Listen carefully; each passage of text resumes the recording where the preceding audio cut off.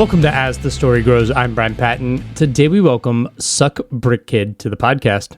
The new Suck Brick Kid record, The End Is What I Want, is out today on Smart Punk Records. The guys talk about their musical backgrounds, navigating shifting and inconsistent COVID restrictions in Florida, how bathroom graffiti was the inspirational catalyst for the new album, why punk has endured, and more. Thanks for checking out this episode of As the Story Grows. If this is your first time to the podcast, I would love it if you hit the subscribe button on your podcast platform of choice. You can find links in the show notes or at asthestorygrows.com to the podcast community via our Discord server, to sign up for the mailing list via Substack, or support the show financially and get early access to every episode via Patreon. And lastly, the best way to support the show is to share it with your friends and other people who might enjoy it. You can always leave a comment. We got 2 comments over on YouTube for Chapter 491 with Matt from Boundaries. Jed said, "Just heard of Boundaries and I'm a huge fan of this new album. Super cool to hear that A Pale Light Lingers lyrics are partly based on End of Eva. Great taste from Matt." And Caleb said, "Everything this dude says has immense meaning. I love his vibe." Thanks for listening and for leaving a comment. If you leave a comment, I will read it on the podcast. So go ahead and share your thoughts. Enjoy today's chat with Suck Brick Kid.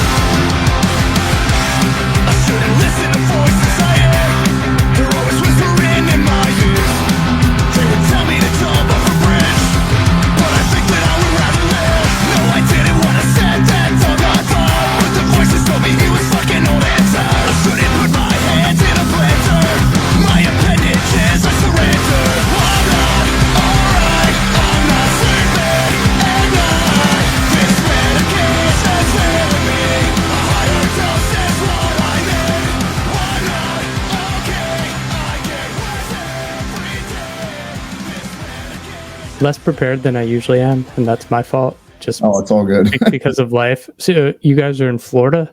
Yep. Orlando? Yes. Yep. Where are you at? Up in DC. Okay. Yeah. Cool. Yeah.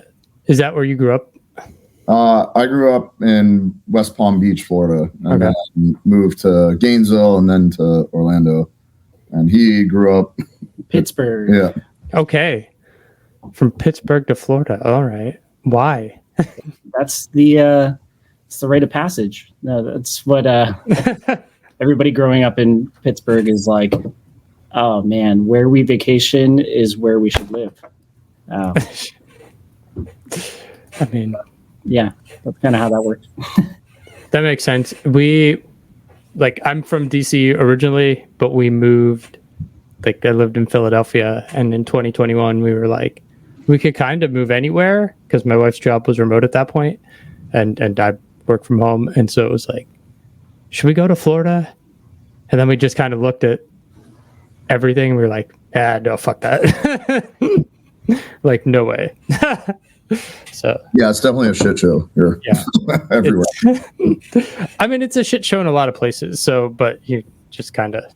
Yeah. I mean, honestly, I don't understand the point in being in Florida unless you're going to be kind of, on the coastal areas of it, you know, instead it's just a humid, shithole that we live in Orlando, but it's all the bad parts about it. The theme parks, the insane humidity, no coast, it's just absolute hell in Orlando. Don't come here. So just stay away.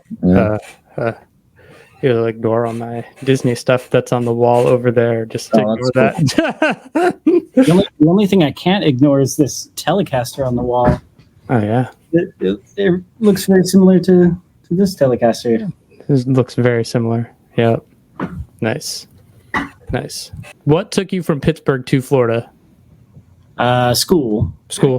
But, I don't know. It was a great move, though, because I have traveled around the country a million times over, and I can't help but feel like this is home now. Yeah. Like it's just kind of got that thing that I just like coming back to, you know? Nice. There's something about being in a band and touring I found where it's like, because you've seen everywhere, you're just like, home is home and it's familiar, even if it kind of sucks sometimes. But some people are like, oh, I've traveled all over and that place is better, and they move to that place. But usually people are like, this is where I grew up and this is what I know, or this is just what feels like home. So I try not to get too attached to those places, because, you know, being in San Diego for one day is like magical, but what's it really like to live there? I don't know, you know. You know, everywhere has its list of negatives. Yeah, for sure. What got each of you into music? I mean, I don't know. I was really young. I was 14, and my neighbor had a drum set, and then I started figuring out how to play a bass very badly at the time. Okay. And I just kept going from there, and we just, you know, kept doing more things, different bands, and, you know, eventually all of us got together in Orlando here, who have all been in a lot of other bands, and kind of pieced it together, and you know, we're still doing it. So nice. Yeah.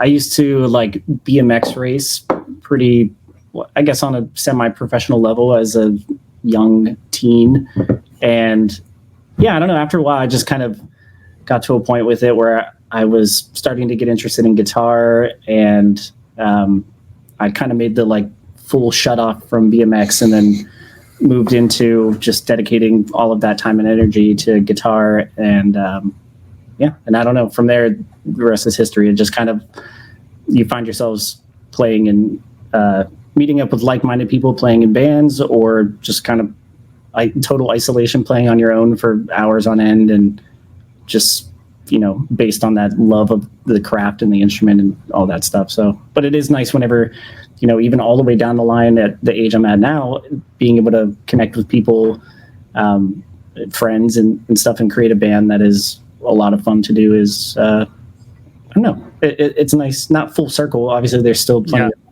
road to travel there, but I don't know. It's cool. Yeah. What were records or bands that like inspired you when you were younger and like made you want to start your first band?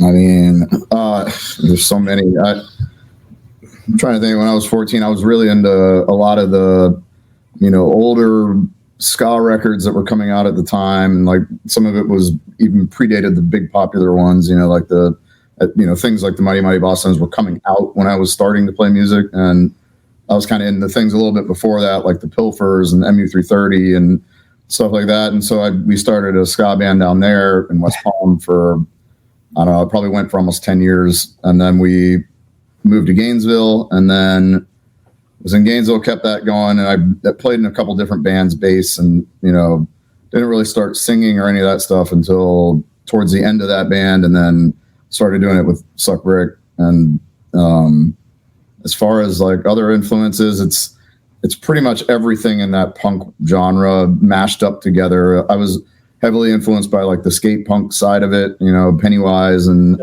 anything on that level of it, Strung Out and, you know, Bouncing Souls, and pretty much all of that I was just infatuated with growing up, and, you know, was able to play with a lot of these bands now at this point, which is fun. We toured with Unwritten Law a few years ago, which was, you know, one of those bands growing up that I was like, damn, I love this band. And now it's crazy we get to play shows with them here and there. So, you know, just a huge mashup of all of it. I love all of it, you know? Yeah. Yeah. What was the name of your ska band? It was called Neptune 66. And it was, we were predated the internet. It was before MySpace even started, but our claim to fame was we were, I think, number 2 all time on the ska charts for what was called mp3.com at the time, which I don't think is around anymore. It sure is not. Yeah. So, you know, I'm kind of showing my age here, but which is my age. So yeah, you know, it's a different world. It's crazy now, you know, to be in a band is partial figuring out how to TikTok and figuring out how to, you know, different things. We don't do those things. I don't know if it's good or bad. We're not really a heavy social media band. You know, I know there's a lot of bands that love dancing in their bedrooms, and I applaud them for it. You know, I can't do it wholeheartedly or, you know, genuinely. I feel like it would be a little disingenuous for us to start doing that at this point. Yeah. You know, I'd like to go back to, you know, pre-MySpace. It would be fun to see how shows come together at that point and remember you got to put a flyer on a pole on a street somewhere, and that's how people find out. I don't know. I think you got some dance moves that need to be seen. Yeah. I'm sure everyone would love to see that. It's so interesting how they're like bands that exist on TikTok or like YouTube Shorts or whatever. It's all the same content, and it's like their presence online has nothing to do with their music, and it's like, I know you're in a band because you promote your band, but that is not what you do on the internet. Yeah, it's almost like a separate thing. It's like there's doing the music, and then there's doing the online stuff, and then there's playing the show, and it's like almost it's becoming its own thing, if not completely already its own thing. Yeah. I'd rather just do the part that's fun. I don't enjoy the social media aspects, and of course I get the necessity of it and the positives that it brings to opening up the ability to find new music and things like that, which is great. But the other side of the coin, it's like, well, you've got to post X at this time and make sure that your content doesn't have this, and and make sure that you're following back, and whatever variation of bullshit that you got to put together to be in a band anymore. Yeah. And I don't really love that aspect of it. I'm to each their own, and the people who love doing it, do it. I'm probably not going to get a Suck Brick TikTok anytime soon. Yeah, I have a friend that she works in social media and helping brands like build their social media presence, and I hired her for a little bit, and like what she gave me, it's like, you're on Instagram all day, being active all day, and I was like, nope, I don't have time for this, and now I don't have any Instagram. So hey, look, see, making strides. If we all just move that direction, right. We'll go back to flying street poles. One day. Let's talk about Suck Brick Kid. How'd this band get started? When I moved from Gainesville, and I more or less was done playing music. I had played for a long time up to that point, probably 15 years straight of just playing constantly and things like that, and moved from Gainesville to Orlando. And I had a lot of friends that were here that were recently out of bands or started playing bands. And I took a few years, probably, I don't know, 5, 6, 7 years, maybe, just getting established down here, not as a band, not as anything. And then a few of us got together and more or less were like, well, wouldn't it be fun just to, practice, and we'll just play around in a garage and, just get together and drink beer every Wednesday or whatever. And that's how it kind of starts. And then, of course, no one can't not take it somewhat seriously. So we have to, we got to improve the writing, and then we've got to, improve the performance, and we got to go record with the best people that we can record with. And, so it kind of just snowballed into, oh shit, we all care again, Okay. And then, you look back at it and you're like, there's almost 10 years now that we've been doing Suck Brick. So we kind of look back at it and it's like, the lineup has kind of always been the same. It's kind of adjusted a little bit here and there based off people who come and go. But basically it started with Hayden, who's our bass player, myself, Arturo, our guitar player, and Dan kind of just sitting in a little one-bay garage, just playing very, very bad versions of some of these songs maybe, and then having to rewrite them and figure out how to, actually be in a band, because none of these guys have ever been in a band together. Yeah. So, and it's worked so far. I think we get better and better as we write more and more stuff. And obviously that's why I think the new record is, the crown jewel of anything that we've done. So that's basically the story, as simple as it can be broken down, of how it was created. Yeah. How'd you end up in the band?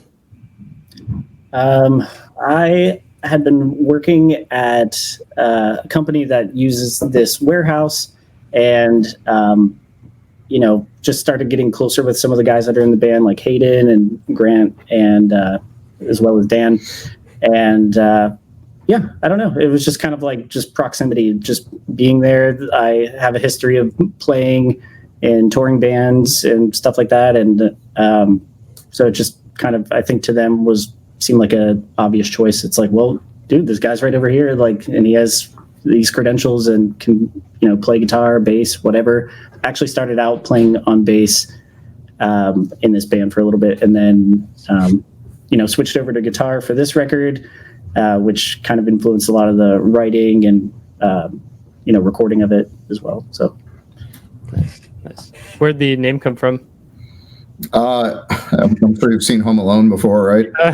So Home Alone 2, not 1, there was a scene with Macaulay Culkin on the roof, and he's got a brick and he's throwing it down at what's his name? I forget the actor's name. Daniel Stern, I think, is at the bottom, and he just yells, "Suck brick, kid!" Or sorry, reversed. Macaulay Culkin's up down and Daniel Stern's up top, but yeah, and we were kind of going through names, and that one was like, I don't know, it's kind of offensive, but not really when you think of it came from. So they kind of just stuck as we started. I think what happened is we booked a show and we didn't have a name, and it was very, oh shit, we got to get a name. Well, all right, and I think Dan came up with it, and it just kind of stuck. And maybe like within a half an hour, it was like, all right, we need a flyer. Here it is. Put it on the flyer. All right, and then now forever, 10 years later, we're like, oh shit, we probably could have done better there. There's so many bands with long careers where it's like, we had to have a name for the flyer. We threw it up there, and we never changed it. Yeah.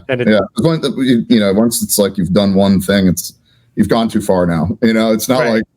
Like, obviously not in real life, but I think we had many opportunities to change it, and we haven't at this point. So now we're really too far.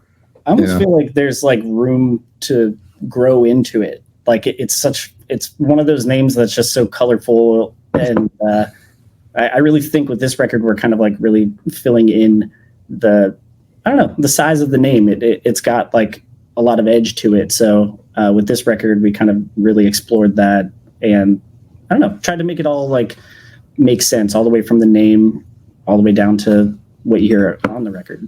Nice. How'd you get connected with Smart Punk Records? So Matt Burns, who operates the label side, is awesome, and he's helped us a lot, been a proponent for us, and it made sense. Just in general proximity, again, where we work is basically in the same place. So it was easy and simplistic to get it, done. And it just felt natural and correct, and I don't, getting into like specifics of what the label has brought and been able to do is they've done a ton for us as far as shows that we've done and festival things that we've done, and have give us a modest budget to create the music that we create, and some music video stuff. We just released a video 2 weeks ago or 3 weeks ago. We're releasing another single and a video, I think, next week or 2 weeks. Yeah, I'm a little off on the calendar either way. But 22nd. Yeah, the 22nd new single and new video coming.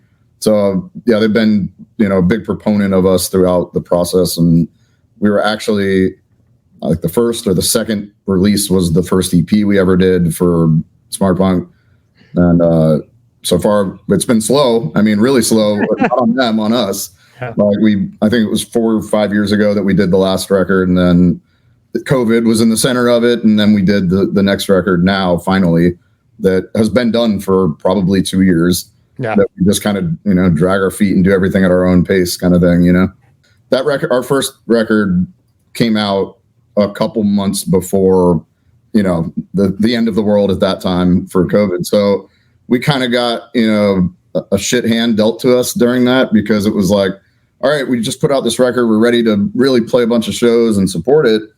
And then, of course, it's like, nope, the world is shut down. There is no live music. And, we did a lot of like weird things that we could do. Like for the fest, did a like digital fest. So it was like we did a acoustic set during that. And then me and him started playing a lot more acoustically where we could, and like massively separated spaces to where it was like, we're like 30 yards from the nearest person. And then there's 10 yards in between each person, kind of thing. And they were like in little tiny pods of 2, like separated. So it was definitely weird to be a punk band that had to now convert basically into like a, don't get near anybody, don't come into the middle, like stay away. And there's no loud music anymore. I don't know what COVID has to do with loud music, but the acoustic stuff was fine, but not the heavy stuff. And so we played a bunch of that, and then started, obviously Florida became less restrictive than most places. So we were able to start playing shows again in the state of Florida specifically. It was a little bit easier. Some areas were still crazy with, you know, regulation and rules and whatever, you know, showed me the vax card at the door and all the, you know, that stuff. And, you know, again, there's nothing wrong with any of those precautions, but in the state of Florida, it was strange because it was like the bar next door is just overflowing with people falling out of it, you know, and then the venue was like, all right, whoa, put the mask on, let me see the vax card. And I'm like, well, all these kids are just falling out of the bar next to you. And it's like, you know, I don't know. There's just like, there was no standard rule. Right. Know? Yeah.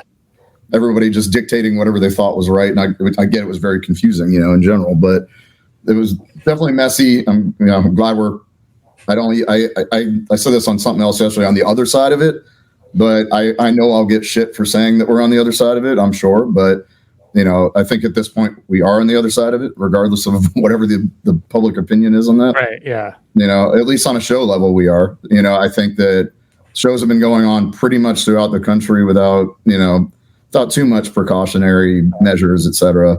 So that's great because it allows us to finally really play shows again. You know, we played Texas 2 weeks ago for South by Southwest, which was awesome. And then we're going to hopefully, as soon as this record comes out, do a little bit of Northeast and then hopefully West shortly thereafter that.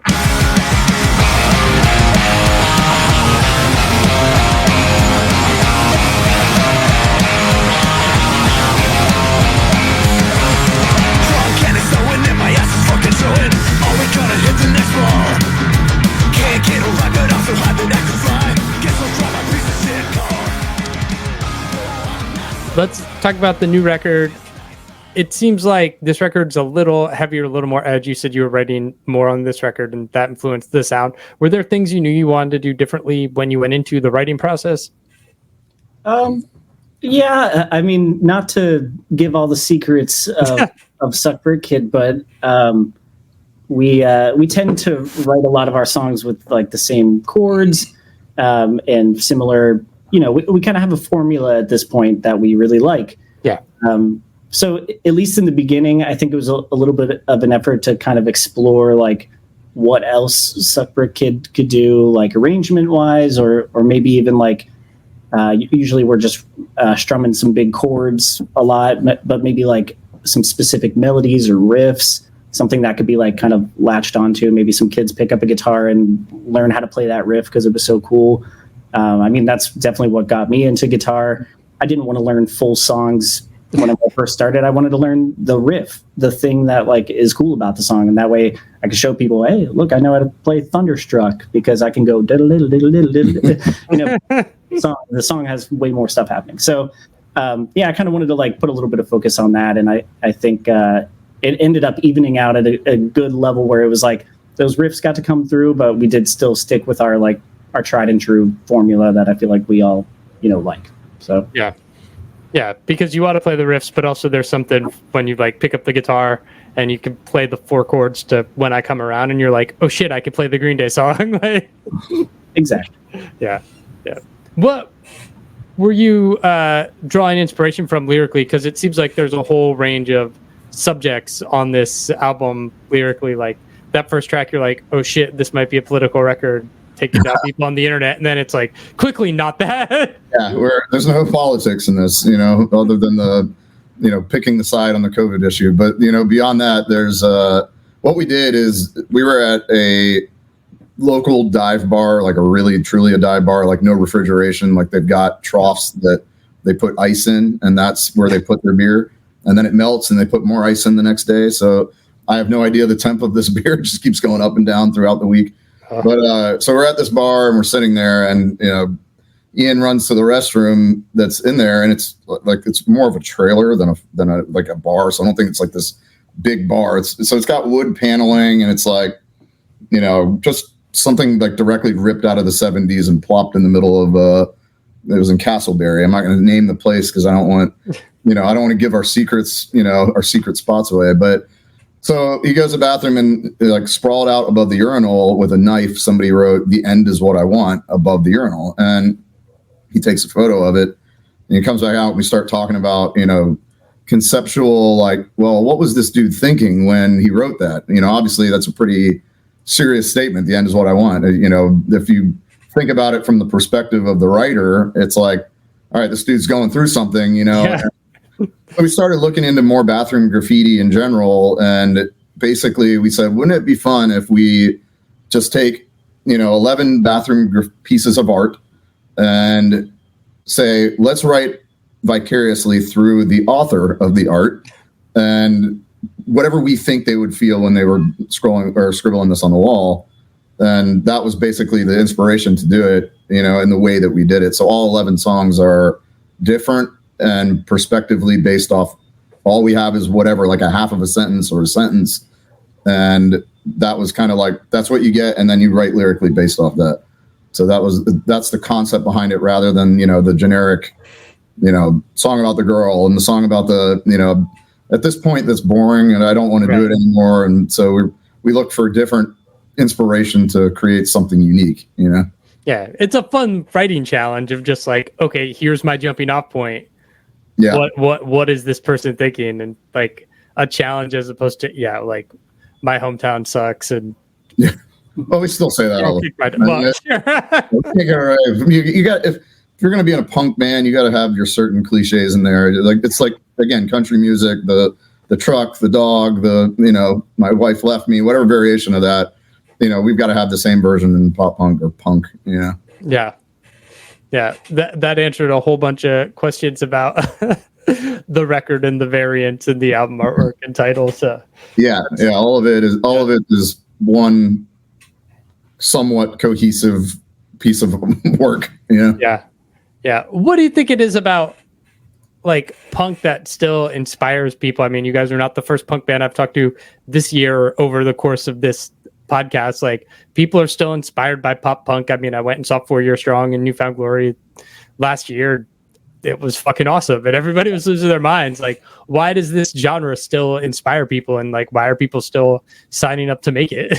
I mean, with respect, with Newfound and 4 Year and all of those are, like, that's like the heyday of good pop punk stuff. And, I really love seeing like a lot of the new bands that are coming up and, that were inspired by bands like Song and Newfound Glory, and kind of seeing like their new spins on it. Like, I kind of say like, I'm kind of bored with the copy of like, I don't want to see the next Newfound Glory. I want to see somebody do something different, So I think what inspires other punk bands, obviously, to take something that is like a Newfound Glory, like 4 Year Strong, and then put their spin on it, which I think is, the best part about it. And I think we take cues in our music a little bit from a lot of different things, like whether it's, we have a lot of faster songs, so we take a lot of West Coast influence and skate punk, and then we mix in the, not necessarily Newfound, but that boppier, like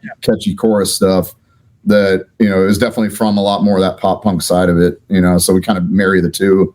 And then our vocals are a little bit more aggressive per se than most pop punk bands ours, not taking anything away from the hyper aggressive pop punk bands also, but, we're kind of a mashup of a bunch of different things like that.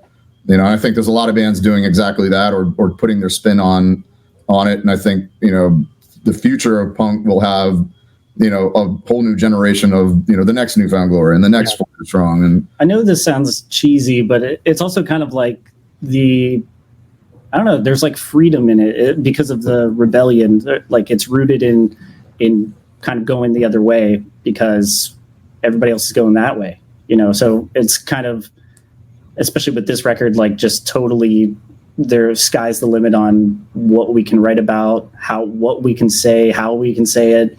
And it kind of made it easier, even though it was like a completely blank slate where it's like, okay, yes, I have this little fragment of a sentence to write about. But yeah, I think just like kind of leaning into that punk culture of bathroom graffiti, we've all seen it. We've maybe even done it ourselves. And, like, I don't know, it was just like such a cool thing to kind of dive into because it was rooted so heavily in punk culture that I mean, I think wrote itself basically.